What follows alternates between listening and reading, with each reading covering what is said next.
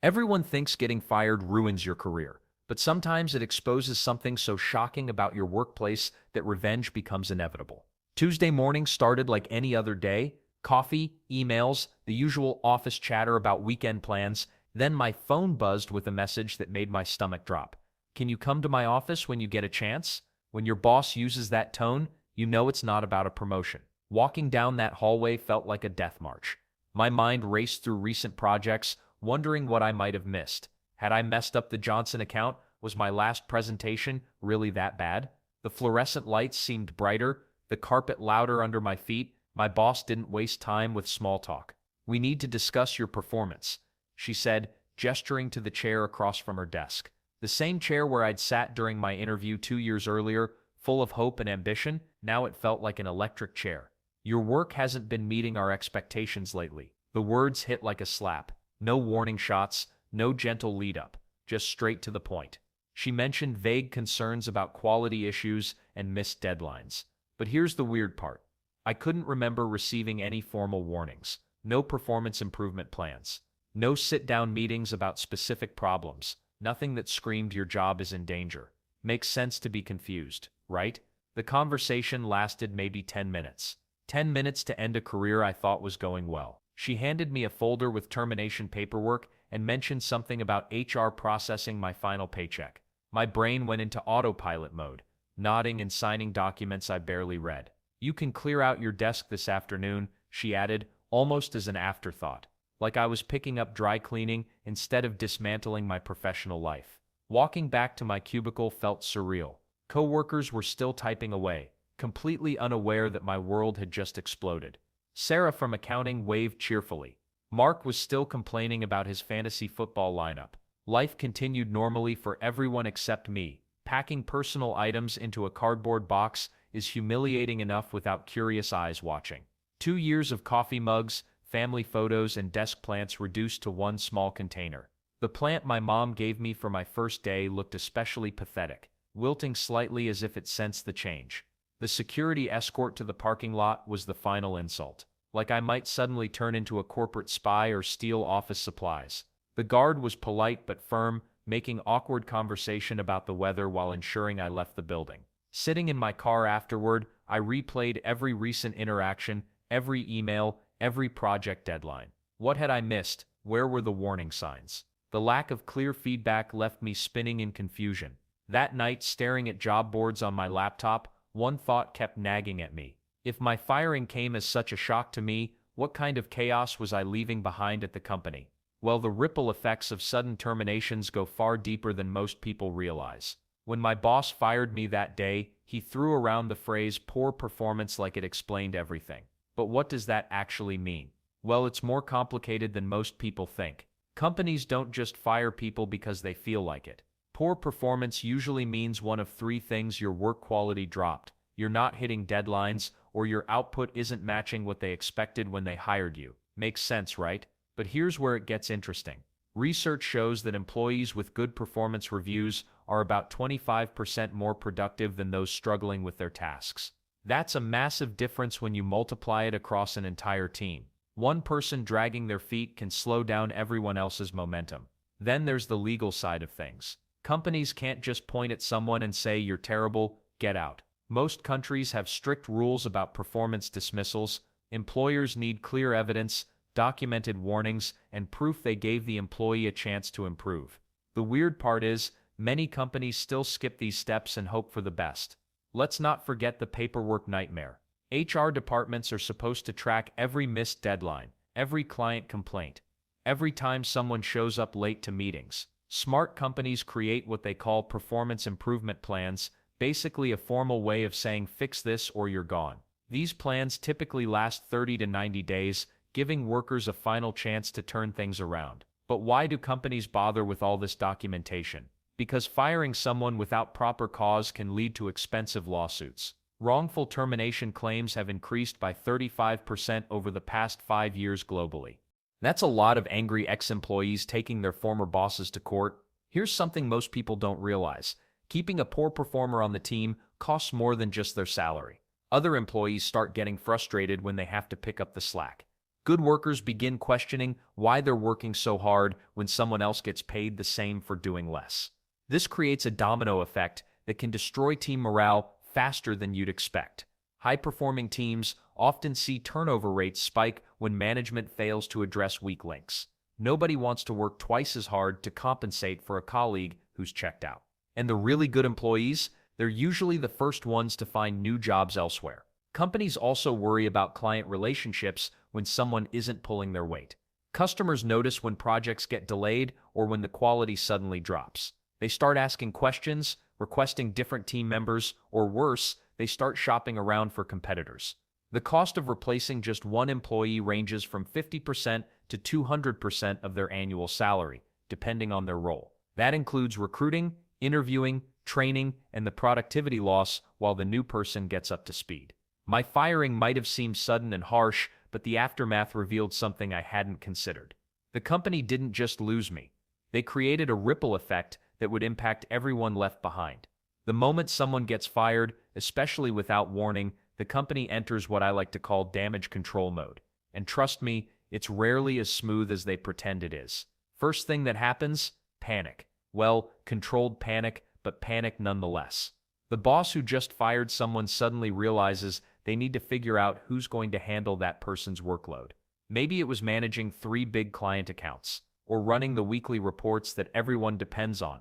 The weird part is, companies often don't have a backup plan ready. They're scrambling to divide tasks among remaining team members who are already stretched thin. Then there's the awkward team meeting. You know the one. John has decided to pursue other opportunities. They announce with straight faces, everyone knows what really happened, but we all nod along like it's perfectly normal for someone to pursue opportunities without saying goodbye or cleaning out their desk properly. Makes sense, right? But here's where things get interesting. The remaining employees start feeling nervous. If John got fired without warning, could they be next? This anxiety spreads faster than office gossip. Productivity actually drops in the short term because people are distracted, worried, and suddenly second-guessing every email they send. Let's not forget about the clients who work directly with the fired employee. They start noticing things immediately. Their usual contact doesn't respond to emails. Projects that were moving smoothly suddenly hit snags. Phone calls go unanswered. The company tries to reassure everyone that the transition will be seamless, but clients aren't stupid. They can smell disruption from miles away. Well, here's something most people don't realize. The legal department often gets involved right after a firing. They're reviewing documentation, making sure everything was handled properly, and preparing for potential pushback because unfair termination claims are becoming more common and they're expensive to fight. The trust factor takes a massive hit too. When someone disappears overnight without explanation, it creates this underlying tension. People start updating their resumes. The office atmosphere changes, water cooler conversations become more cautious. Everyone's wondering what they don't know about the company's financial health or their own job security. And the weird part is, sometimes the fired employee was actually handling more than anyone realized. Critical passwords, client relationships, ongoing projects that weren't properly documented. The company discovers these gaps gradually, like finding holes in a sinking boat. The ripple effects keep spreading outward. Deadlines get missed, quality might slip because overworked employees are covering extra responsibilities. Client complaints start trickling in. What seemed like a simple personnel decision suddenly becomes a much bigger operational challenge. But the real test comes when those client relationships start showing strain. Because clients don't care about internal company drama, they just want their needs met consistently and professionally. When that service level drops, even temporarily, they start exploring other options. The aftermath of a sudden firing reveals just how interconnected everything really is in business. And those client relationships we mentioned, they're about to become the company's biggest concern. When I lost my job, I never thought about the clients I'd been working with for months. Turns out, that was a huge mistake. Because here's what nobody talks about, when skilled workers suddenly disappear, clients notice. Fast. Sarah, from accounting, had been handling the Morrison account for 2 years. She knew exactly how they liked their reports formatted, when they preferred calls, and which executives got cranky about late responses. When Sarah got fired on a Tuesday, guess what happened Wednesday morning? Morrison called asking where their weekly update was. The replacement fumbled through the call, couldn't find the files, and promised to get back to them soon. Makes sense, right? But here's where it gets messy. Research shows that 68% of clients will consider switching providers after experiencing service disruptions. That's more than half. And the weird part is, most companies don't even warn their clients when key staff members leave.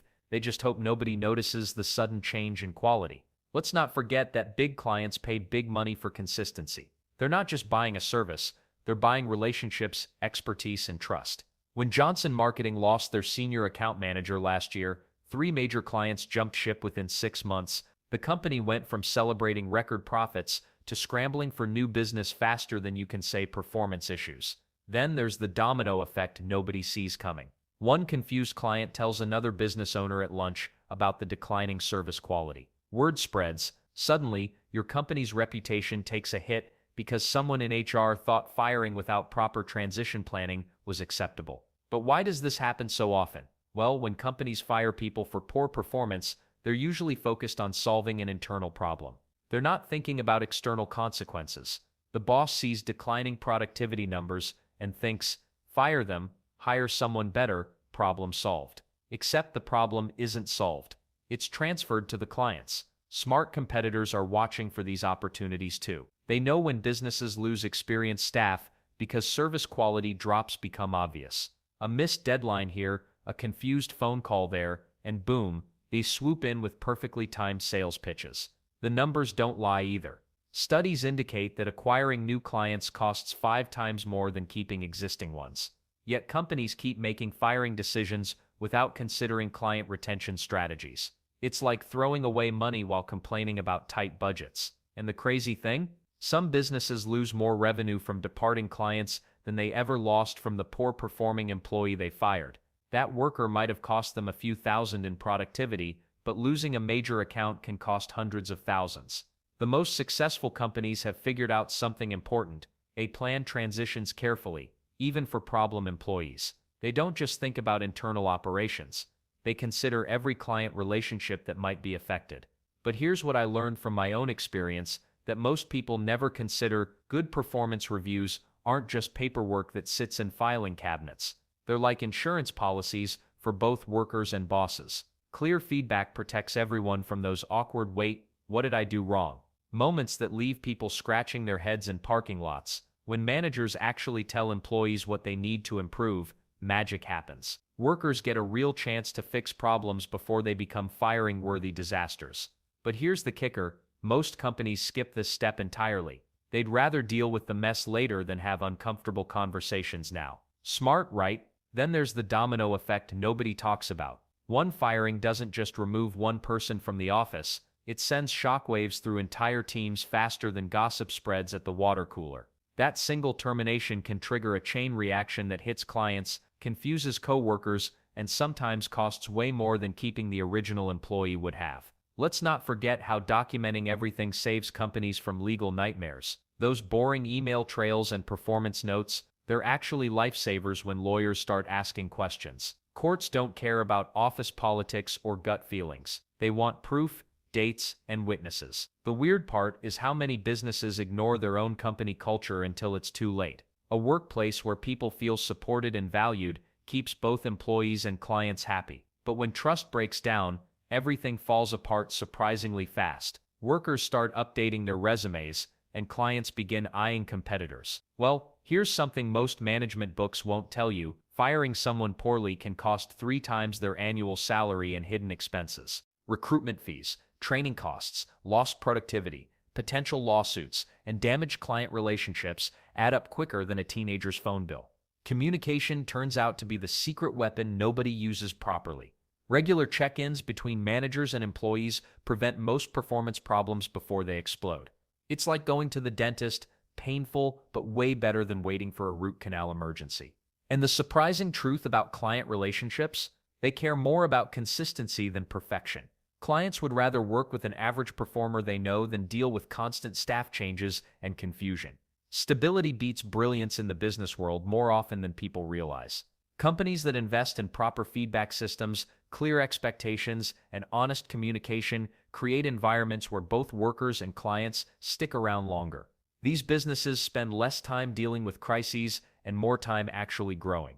The most successful organizations understand that firing should be a last resort, not a first response to problems. They build systems that catch issues early, support struggling employees, and maintain the trust that keeps everything running smoothly.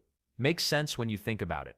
Preventing problems costs less than cleaning up the aftermath. Whether you're an employee trying to keep your job or a manager trying to build a better workplace, the lessons are the same. Clear communication, documented feedback, and genuine support create workplaces where everyone wins.